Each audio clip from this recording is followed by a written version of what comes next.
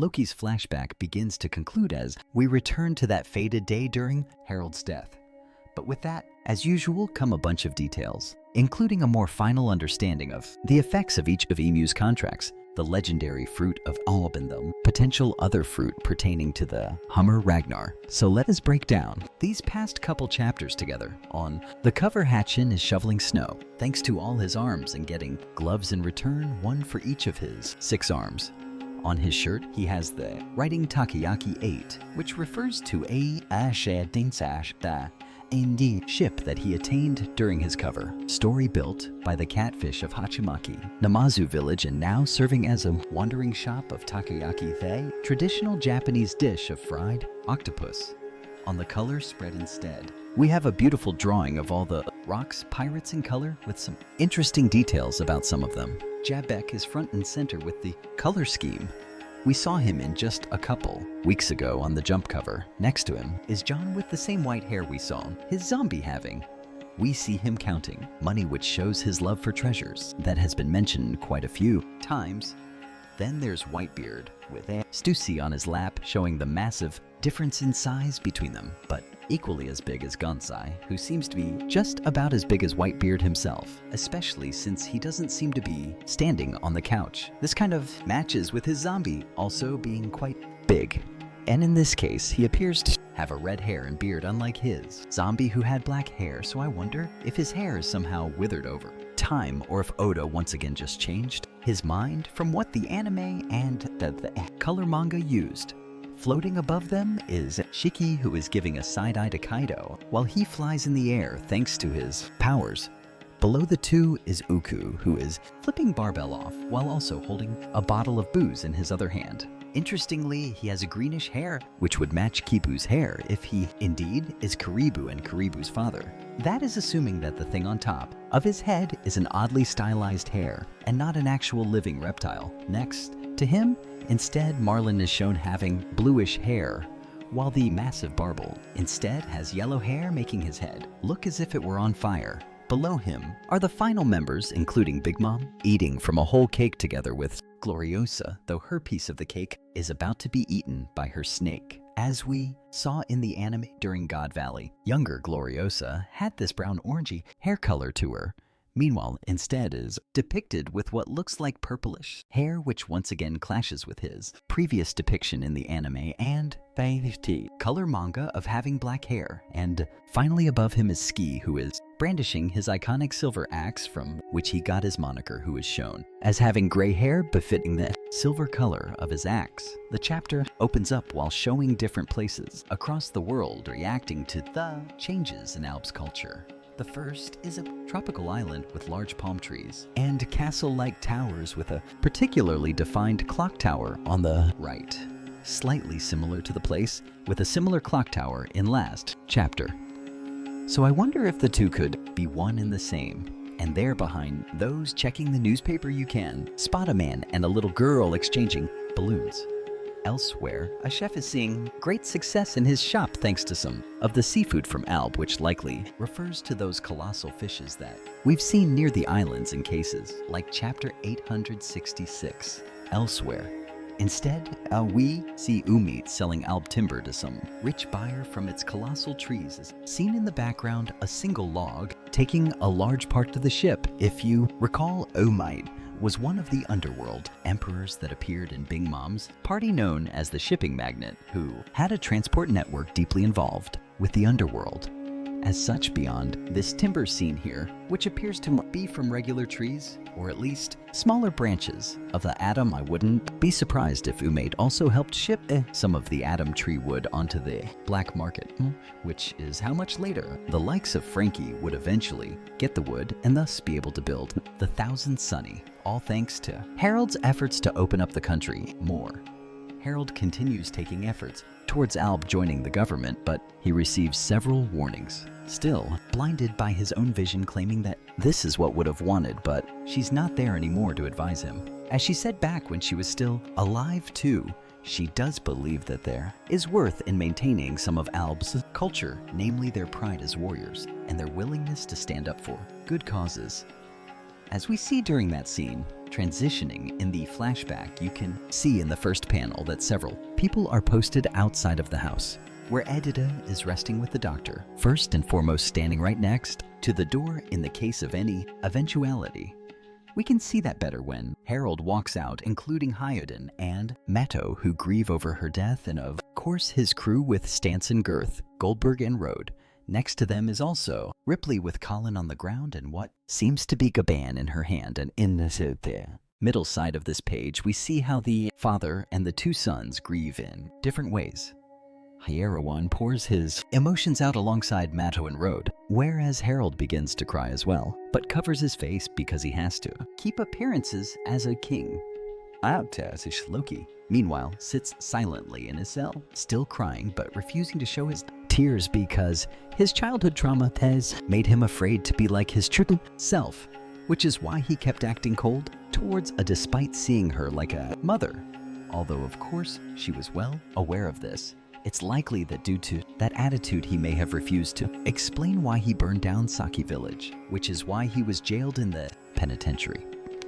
To remind you, the penitentiary is the lone castle found in Alb's underworld, which later became abandoned and was thus used by Rode to house his block country inside of a room within the castle. But at the time, it was still in use, and thus Loki was jailed inside of it, coming back to the present, or well, still past, between Saul and Harold. You can also spot, playing among the children at the school, what seems to be a younger column given the helmet. You may also once again, notice the difference in size between a regular giant like Soul, with still 19.5 m tall, yet still looks tiny compared to someone with ancient giant blood like Harold. We move forward by 1 year to 14 years ago, the same year this flashback started in. After at least a year as a god servant, Blade Shanks has mysteriously gone missing fittingly right before his promotion to becoming a god knight, wisely knowing to not upgrade his subscription service or he would not have been able to back down from it, though he still seemed to need the precaution to get rid of his arm entirely. As such, the offer now falls upon Harold. Interestingly, this seems to imply the idea that there is an order to join the knights and the position may empty over time, which may be due to the lack of perennial youth and the knights in spite of the immortality. They go to guide Harold to Emu, who they still refer to as Onai the Great One, like the gun knights standing so high atop the throne that Mu towers over. Even Harold's mark is upgraded, with the symbol now having a pair of horn-like shapes added to top it. The normal mark looking a bit like a jolly Roger but twisted vertically to look more like the government logo had previously been seen in places like above the alavs of the freezer room in Marahua, like we mentioned, and in religious-like imagery across the story. But we pointed out that when seen on Shanks's arm, it lacked the horns that are seen on the bands of the God Knights, which we assume to be the symbol of the God Knights. Indeed, these added horns are part of the upgrade. And thus, I now wonder what the Gord's mark would look like with the final completed pattern. The whole concept of it is reminiscent of a demonic pentagram, where adding more details to one changes its magical properties. This now gives Harold not just stronger power, but also immortality, and seals the pack with AMU by creating an abbey in Albaf, which is how Gonko and Shamrock were able to reach the island at present day. As we saw then, they then made a new abbey on a branch, and that's how they summoned Summers and killing them. Basically meaning that anyone with the Abyss power can summon other God Knights or Gurus, but they require one person to presentially be there to create the Abyss or have made one prior, which is why Saturn traveled to a head in person. Interestingly though, this seems to confirm that the Abyss itself, or at least creating an abbey, is not part of the Servant Blade powers. Unfortunately, Harold's new subscription plan also comes with the ability to be controlled by Emu, which we similarly saw with Goko, who had lost her older memories with Brooke, regained them for a moment, but then stopped by Emu again. Interestingly though, Gonko already seemed very loyal to Emu prior to becoming a God Knight, even being a Servant Blade, so I wonder if once again she's a bit of an exception, or if she was being brainwashed in some other separate way through Emu's powers. I do also wonder if the possession is exclusive to the Gorsei, with an exception for Gonko. Because while Emma controlled Harold here, it's to be seen if he'll fully take control of him, with the eyes and all, especially with how much control Harold still has for his voice. Not being able to resist being controlled, Harold tries to desperately sacrifice himself for the sake of not letting Ulby fall under Emu's control, which is likely the great mess-up that Summers and Emu spoke of. This begins to explain why he ordered the guards to attack him and try to kill him when Loki and Yald entered. And it also may now explain why Loki killed his father, because Loki having conquerors, Haki meant he was the only one there who could actually override Harold's immortality and fully kill him, and no one else would have been able to, no matter how much it may have hurt Loki's heart. But given his reputation, of course, the country would only blame the poor prince once more. Switching to Gavin and Shanks' side. Shanks finds out about Ace. Shanks thinks of him like a little brother given how Roger was his father, but more interestingly, believes that Ace might become the next pirate king. See, imagine that Garb didn't specify exactly who Roger's child was. This is very interesting though, because this is a conception that many in the world had, which is the idea that Ace would be the pirate king of the next generation, or potentially even a new Joy Boy. Even Sangoku mentioned that the reason for the scale of a war, like that of Marineford, is that Ace had to be executed at all costs due to the danger of him becoming the new leading figure of the future pirate generation. And that's something that Yamato echoed several times until realizing Luffy was the figure Odin spoke of. In the end, as Gaben explains here, that conception proved wrong.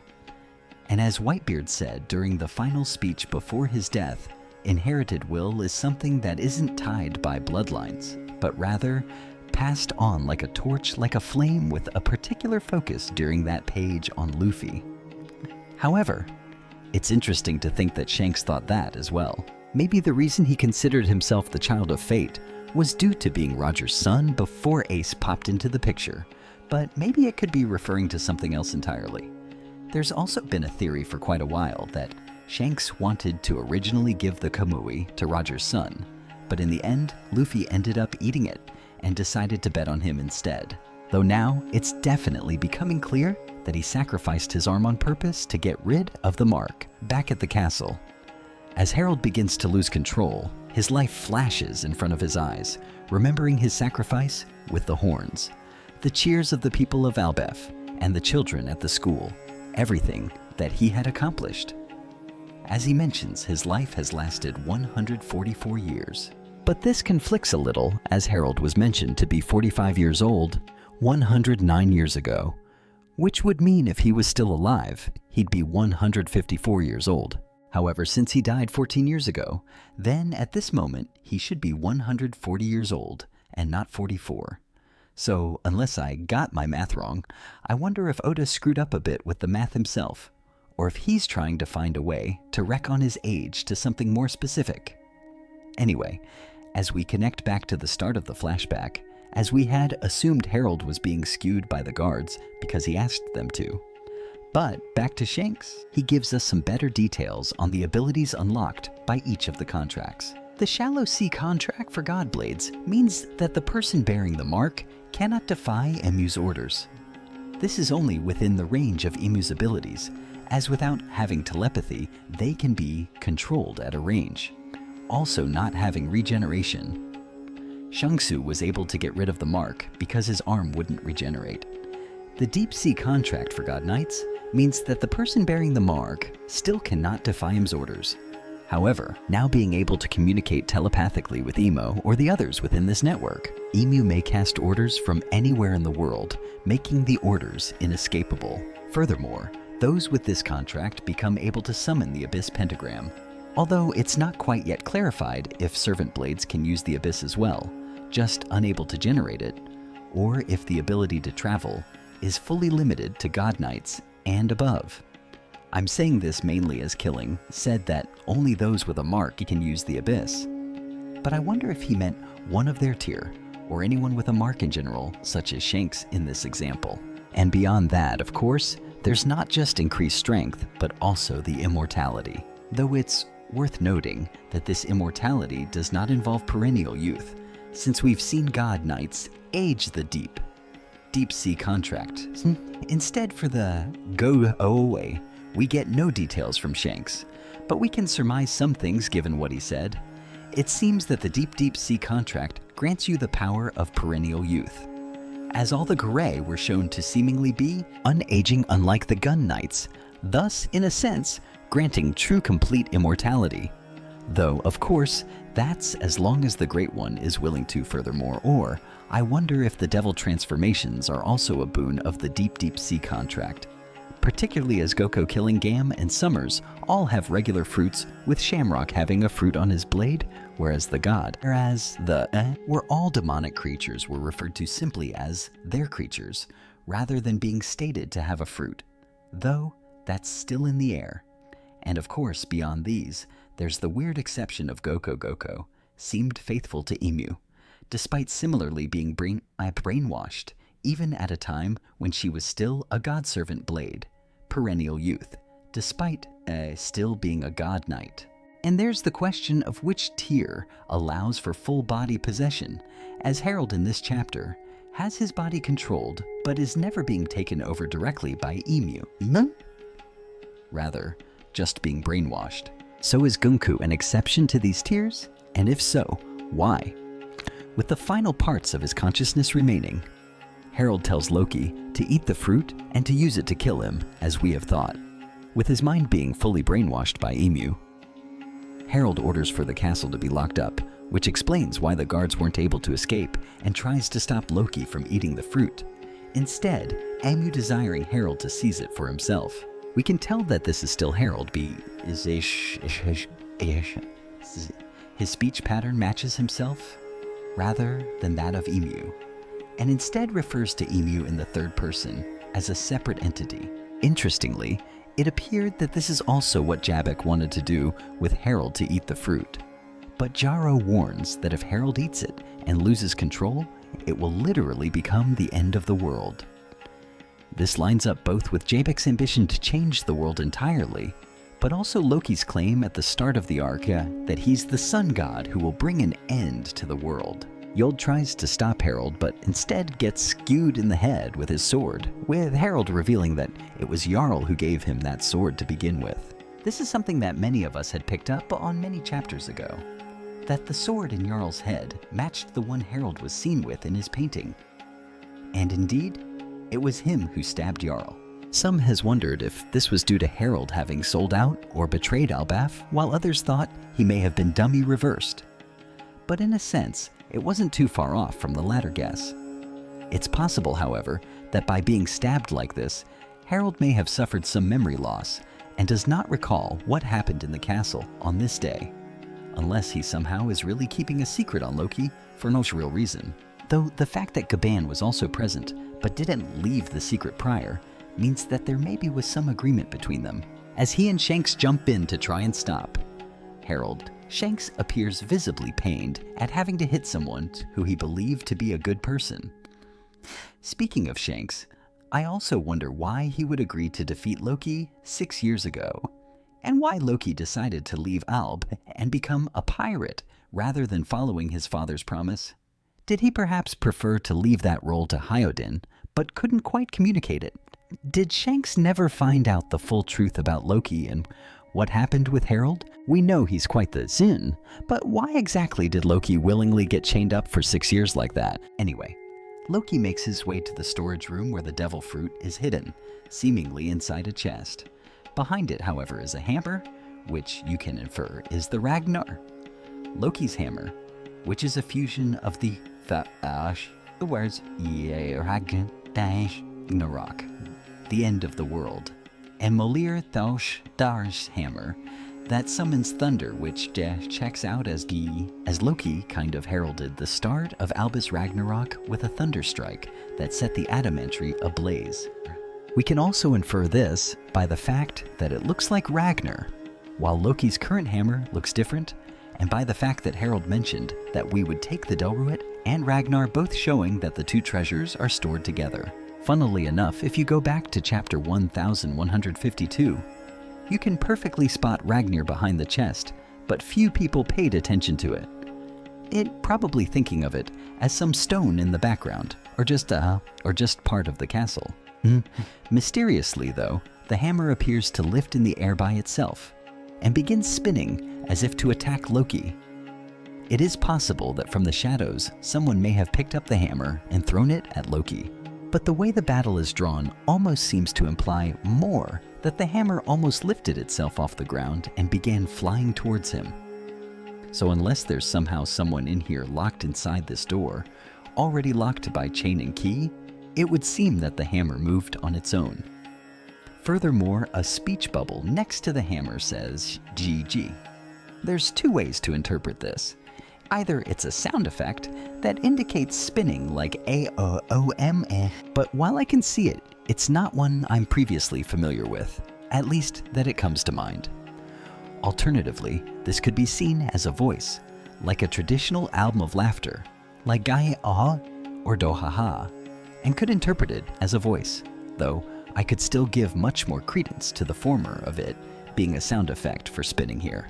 Still though, why is the hammer moving on its own, L? It's not the first time that we've seen objects come to life in this world, because we that devil fruits could be fed to inanimate objects given Vegapunk's research, which we saw the likes of Lasso Mr. Forrest's Gundoyan and Funfried's Spanum sword.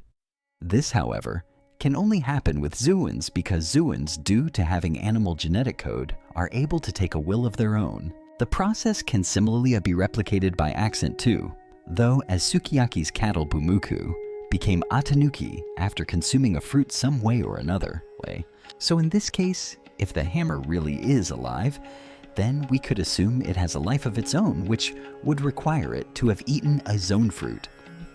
In that case, there's two possibilities. Either somehow the hammer ended up eating the legendary fruit of Albs, perhaps on accident, or two, it simply possesses a separate fruit itself, and the legendary fruit is still within the chest. In the case of the former, I wonder if you could kill an item to attain its fruit. Reveille simply didn't eat the fruit, but instead kept the hammer that had it. But in the case of the latter, it would probably be a lot more simple and straightforward. After all, Ragnar did seem to be able to call forth the power of thunder, casting down a massive lightning bolt that set the Atom Tree on fire. So, there's a decent chance Ragnar's power is related to lightning. This seems like some kind of mythical zoo, as it most obviously likely isn't anal, and it has to be a Zoan for Ragnar to be alive. But it's hard to make a connection with Norse mythology, given how all the myths of lightning relate to Thor. And it'd be odd for Oda to give the hammer the Thor fruit, when he usually prefers to stick to mythical creatures rather than human-like creatures, though there are some exceptions like the Buddha. So it could still be like AIM Thor. Perhaps he could be connected to Loki, who among other things was considered to have fathered the mythical wolf Fenrir and the wolf serpent Jormungandr in Norse mythology. So perhaps Ragnar could be a Fenrir like a loyal dog or pet to him. But the Jormungandr could also be an interesting approach. Some have speculated the Loki's mythical fruit could tie to the Jormungandr, given its mythology in Alb, associating it with the Red Line, and thus, through the Harley associating with the halfling serpent that was involved in the first world's destruction, which would match the claim stated again in this chapter. There were some connections with Loki and the Jormungandr already in the story, such as him being born with snake-like eyes, or the thing about destroying the world, so perhaps this connection could go even further. Still, it feels like we are on the verge of finding out what this fruit truly is. And if Ragnar also has a similarly powerful fruit, with a will of its own, with a final question of this flashback lingering, what will this fruit be?